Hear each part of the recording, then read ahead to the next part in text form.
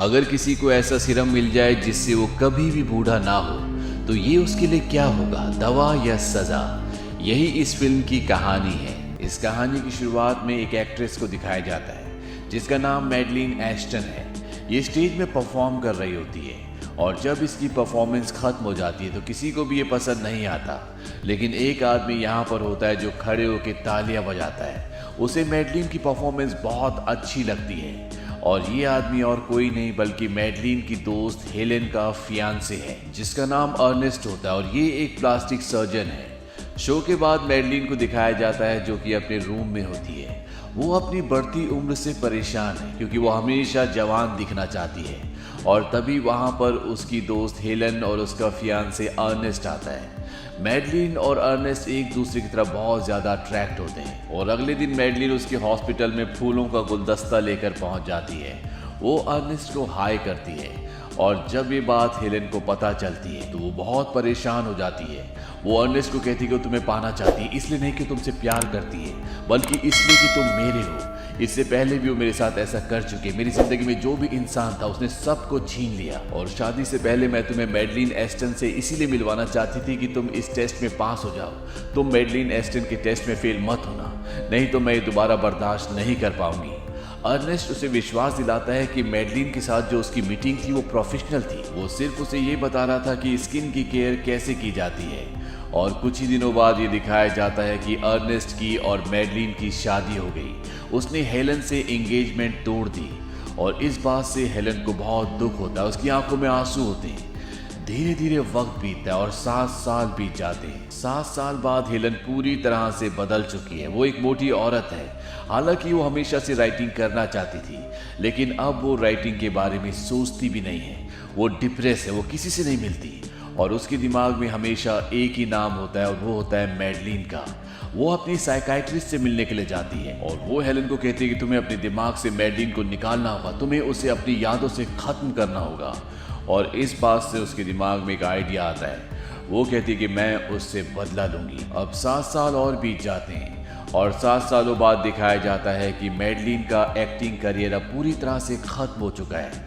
वो पहले से भी ज़्यादा उम्र की दिखने लगी है और एक सुबह उसे एक इनविटेशन मिलता है और ये इनविटेशन हेलन का होता है। दरअसल उसने किताब लिखी है फॉरएवर यंग और ये उसी की पार्टी होती है। पार्टी में जाने से पहले मैडलिन एक बहुत बड़े स्पा में जाती है जहाँ पर वो हमेशा अपना ब्यूटी ट्रीटमेंट लेती है और वो कहती है कि मुझे सुंदर दिखना है। वहाँ पर जो लड़की होती है वो कहती है कि आज मैं आपका मेकअप खुद करूँगी। इस बात से मैडलिन गुस्सा हो जाती है। वो कहती है मुझे मेकअप नहीं, मुझे नेचुरल सुंदरता चाहिए ताकि मैं हमेशा जवान और सुंदर दिख सकूं। लेकिन उनके पास ऐसा कोई भी ट्रीटमेंट नहीं होता। मैडलिन उसे कहती है कि मैं तुम्हें एक्स्ट्रा पैसे दे सकती हूँ, पैसा मेरी जिंदगी की प्रॉब्लम नहीं है, बस मुझे वो दे दो जो मैं चाहती हूँ।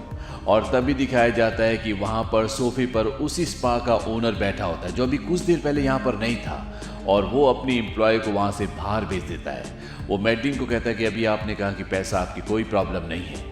मैडलिन कहती है कि हाँ ये सच है, बस मुझे ब्यूटी चाहिए, नेचुरल ब्यूटी। वो आदमी उसे कार्ड देता है। वो कहता है ये मिस लिजली हैं, तुम इससे दिन में या रात को कभी भी मिल सकती हो, लेकिन ये बहुत ही सिलेक्टेड लोगों के लिए है। इसके बाद मैडलिन वहाँ से चली जाती है और रात को वो अर्नेस्ट के साथ हेलन की पार्टी में जाती है और जब वो हेलन को देखती है तो पूरी तरह से हैरान हो जाती है क्योंकि उसकी बॉडी पूरी तरह से बदली हुई होती है, पहले से भी सुंदर दिख रही होती है। मैडलाइन उससे बिना मिले जाना चाहती है क्योंकि वो नहीं चाहती कि वो उसे इस रूप में देखे, लेकिन हेलन उसे देख लेती है, उसे रोकती है और कहती है कि पास्ट में जो कुछ भी हुआ इसमें तुम्हारी कोई गलती नहीं है, ये सब अर्नेस्ट की गलती है। वो तुम्हारे पास गया, तुमने उसे मुझसे नहीं छीना, मैंने तुम्हें इसके लिए कभी भी ब्लेम नहीं किया। दरअसल वो उसे झूठ बोल रही होती है, वो उससे बदला लेना चाहती है और कुछ ही देर बाद यही सारी बातें वो अर्नेस्ट से भी कहती है। हालांकि अर्नेस्ट और मैडलिन के बीच में अब कुछ भी अच्छा नहीं चल रहा। अर्नेस्ट पूरी तरह से शराब में डूब चुका है और साथ ही साथ जहां पर वो एक प्लास्टिक सर्जन हुआ करता था, अब उसका अपने काम में भी डिमोशन हो चुका है। और जब हेलन अर्नेस्ट से बात कर रही होती है तो मैडलिन उसे देख लेती है। इस बात से उसे बहुत गुस्सा आता है। मैडलिन इसके बाद अपने एक यंग लवर से मिलने के लिए जाती है, लेकिन वो उसे अंदर नहीं आने देता क्योंकि उसके साथ पहले से उसी की उम्र की एक लड़की होती है। इस बात से मैडलिन को गुस्सा आता है और वो उसे उल्टा सीधा कहकर वहां से जाने लगती है। वो लड़का मैडलिन को कहता है कि सब कहते हैं कि हम दोनों एक दूसरे के साथ बहुत अजीब लगते हैं, तुम्हें अपनी उम्र का कोई देख लेना चाहिए। इस बात से मैडलिन को बहुत हर्ट होता है और वो ड्राइव करते हुए सीधा उसी पते पर जाती है जो पता आज उसे स्पा के ओनर ने दिया था। वहां पर वो एक लेडी से मिलती है जो बहुत ही यंग होती है, इसका नाम लिजली है, लेकिन वो कहती है कि मेरी उम्र 71 है। पर मैडलिन को उसकी बात पर विश्वास नहीं आता क्योंकि खुद मैडलिन की उम्र 50 ईयर्स होती है और वो उससे भी ज्यादा उम्र की लग रही होती है। लिजली उसे कहती है कि मैं तुम्हें एक ऐसा सीरम दे सकती हूँ जिससे तुम हमेशा के लिए जवान हो जाओगी, पर इसके लिए तुम्हें कीमत चुकानी होगी।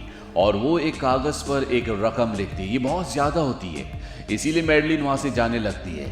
लिजली मैडलिन को रोकती है और चाकू से हल्का सा उसकी उंगली को काटती है जहां से खून निकलना शुरू हो जाता है। पर जैसे ही वो सीरम उसमें डालती है तो उसका घाव अपने आप ही भर जाता है।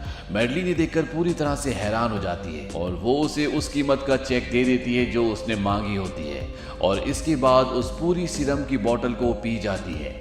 और सीरम की बोतल पीने के बाद उसकी उम्र घटना शुरू हो जाती है, वो जवान हो जाती है।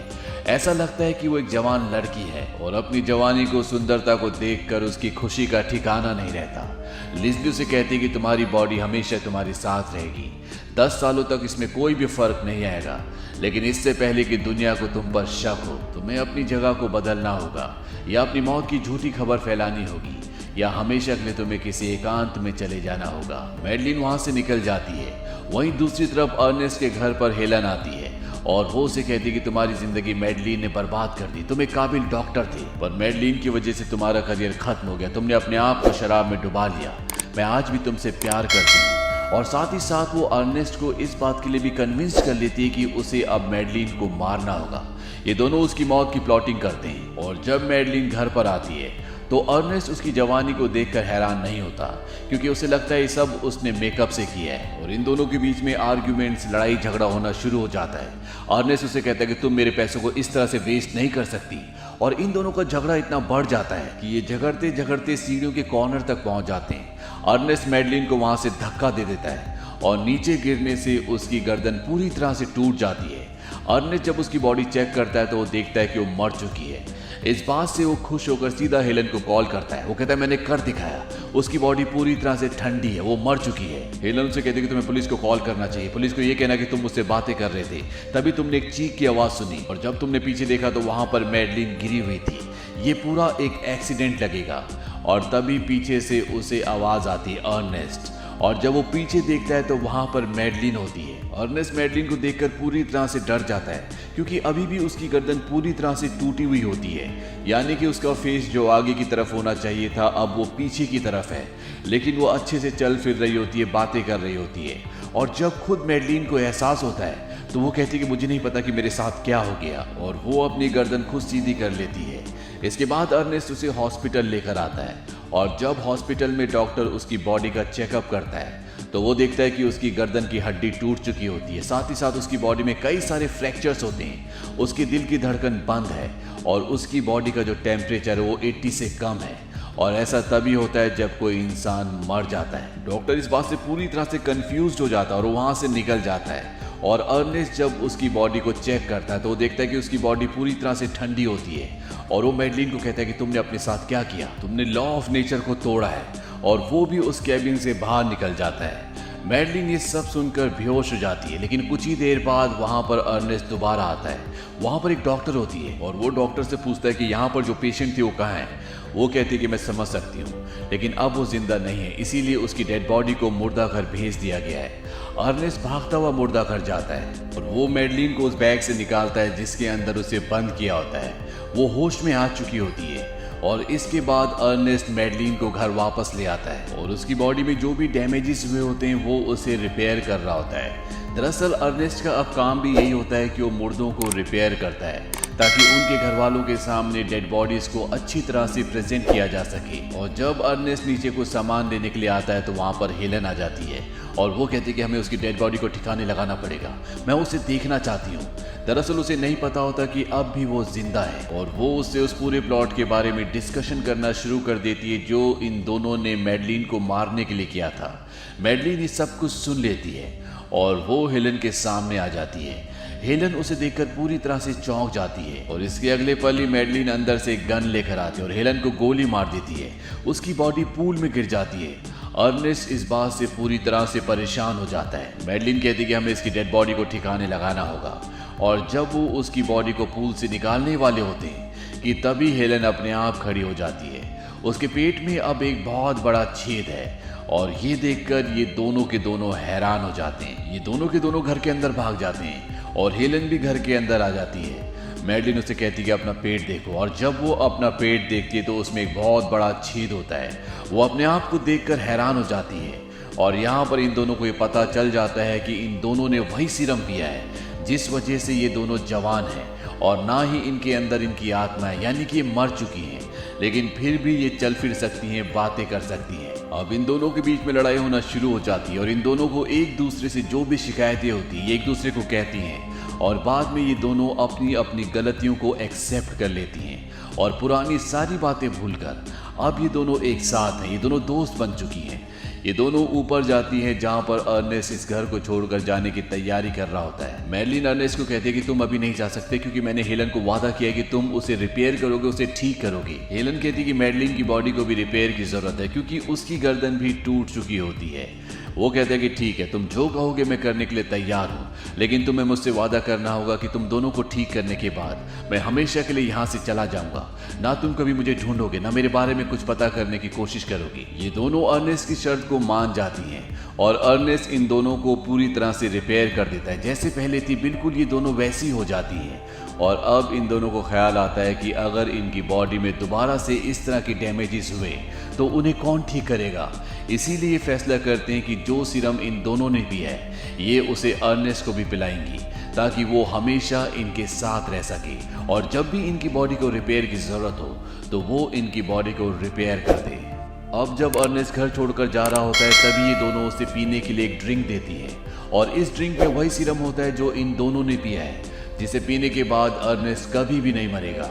लेकिन अर्नेस्ट बातों ही बातों में उस पूरे ड्रिंक को गिरा देता है और जब वो घर से बाहर निकलने की कोशिश करता है तभी पीछे से ये उसके सिर पर एक फ्लावर पॉट मारती है जिससे वो बेहोश हो जाता है और जब उसे होश आता है तो वो लिज़ली के पास होता है। लिज़ली वही है जो सबको पीने के लिए सीरम देती है और वो अर्नेस्ट को कन्विंस करने के लिए उसकी उंगली काटकर उसमें सीरम की एक बूंद डालती है जिससे न सिर्फ उसकी उंगली रिपेयर होती है बल्कि उसकी स्किन भी बहुत यंग हो जाती है। और अब अर्नेस्ट उस पोशन को, उस सीरम को पीने वाला होता है कि तभी उसे ख्याल आता है कि हमेशा जिंदा रहना एक वरदान नहीं बल्कि एक अभिशाप है। उसे अपनों को मरते हुए देखना होगा, इसीलिए उस सीरम पीने से मना कर देता है। और इससे पहले कि लिज़ली के लोग उसे पकड़ते वो एक चाकू उस तरफ फेंकता है जिस तरफ लिज़ली होती है, लेकिन वो वहाँ के इलेक्ट्रिक बोर्ड पर लगता है जिससे चारों तरफ लाइट चली जाती है और वो यहाँ से भाग जाता है। बाहर एक पार्टी चल रही होती है और वहां पर मैडलिन और हेलन भी होती है। वो अर्नेस्ट को देख लेती हैं जिसके हाथ में पोशन यानी कि सीरम भी होता है। अर्नेस्ट यहाँ से बाहर जाने की कोशिश करता है लेकिन दरवाजे चारों तरफ से बंद होते हैं, इसीलिए उसे लिफ्ट से ऊपर जाना पड़ता है। और जब वो इस बिल्डिंग की छत पर पहुंच जाता है तो वो देखता है कि वहां पर एक जगह एग्जिट लिखा होता है। वो उस जगह तक पहुंचने की कोशिश करता है पर तभी उसका पैर फिसल जाता है और वो एक लोहे की पोल के साथ लटक जाता है। यहाँ पर मैडलिन और हेलन भी आ जाती हैं और वो उसे कहती कि अब तुम्हें वो सीरम पीना पड़ेगा, नहीं तो तुम नीचे गिरकर मर जाओगे। और उसे भी यकीन हो जाता है कि अब वो जिंदा नहीं बच सकता। वो सीरम अपनी जेब से निकालता है और एक बार फिर से जब वो पीने की कोशिश कर रहा होता है तो उसे एहसास होता है कि ये सीरम वरदान नहीं बल्कि अभिशाप है। वो सीरम को नीचे फेंक देता है और अगले पल वो खुद भी गिर जाता है। लेकिन अर्नेस्ट की किस्मत अच्छी होती है क्योंकि नीचे स्विमिंग पूल होता है, इसीलिए उसकी जान नहीं जाती। और जब तक मैडलिन और हेलन नीचे आते वो यहाँ से निकल चुका होता है।